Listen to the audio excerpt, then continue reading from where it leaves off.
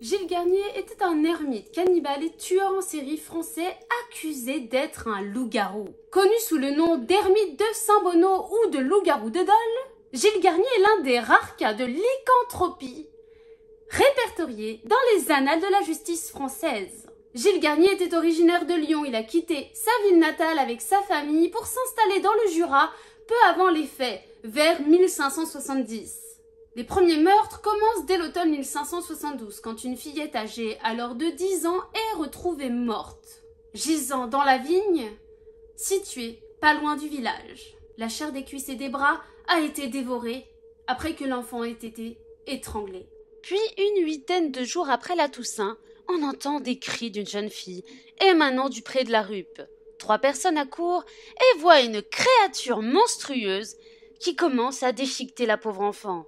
La créature s'enfuit, mais la fillette décédera malheureusement de ses blessures quelques jours plus tard. Des recherches seront menées pour trouver ce loup-garou et cesser cette série de crimes. Mais malheureusement, un autre enfant sera retrouvé dans la vigne entre gredisant et menottait avec les mêmes blessures que la première victime. Ce garçon a les cuisses et le ventre mangés et une de ses jambes a été arrachée.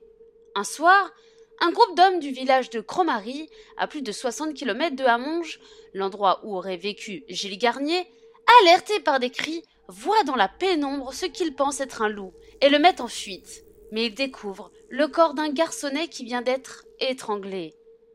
En novembre, les policiers de Dole arrêtent Gilles Garnier dans l'ermitage abandonné de Saint-Bonneau, en pleine forêt de Serres, près du village d'Hamonge et pas loin de Dole, où il vit avec sa femme Apolline et ses enfants en cette période de famine.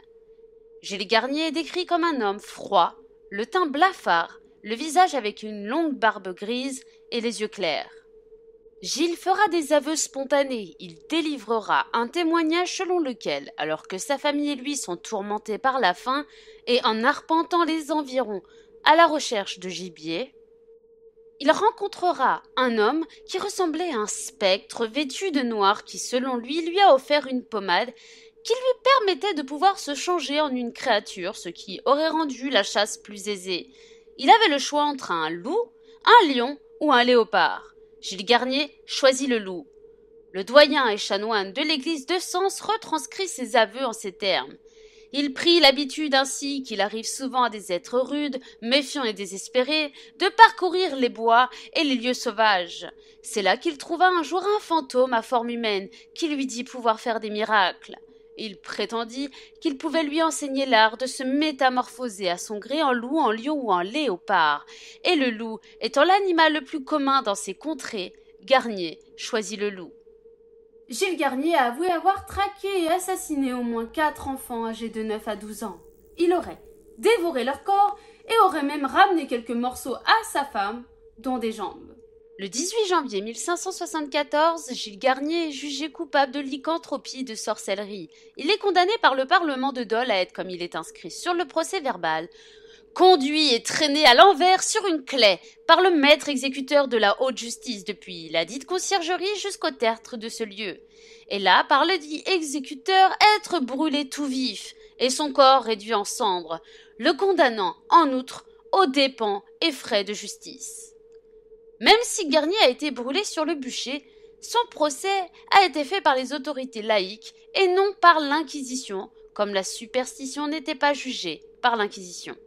Malgré l'exécution de Garnier, certains ont affirmé avoir subi d'autres attaques de loups. Et c'est là que plusieurs points sont assez flous. Il ne faut pas oublier le contexte de l'époque. Les procès de sorcellerie, les attaques de loups sont assez fréquents. On pratiquait majoritairement aussi la torture pour avoir les aveux des suspects. Et c'était pas de la petite torture.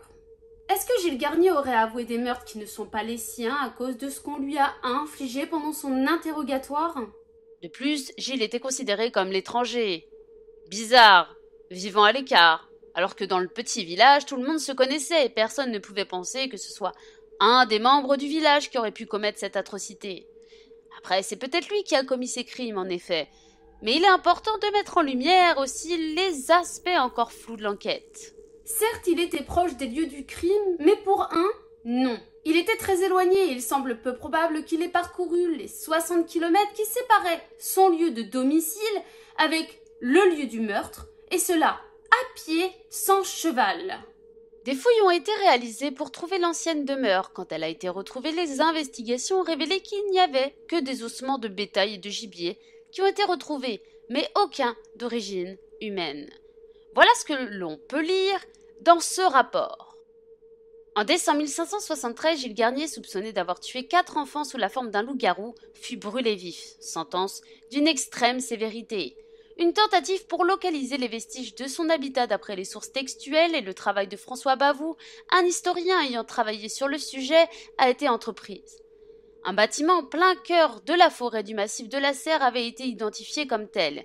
Une étude de l'architecture et du mobilier relativement modeste a permis de dater l'habitation de la deuxième partie du XVIe siècle, concordant ainsi avec l'hypothèse qu'elle avait abrité Gilles Garnier et sa famille.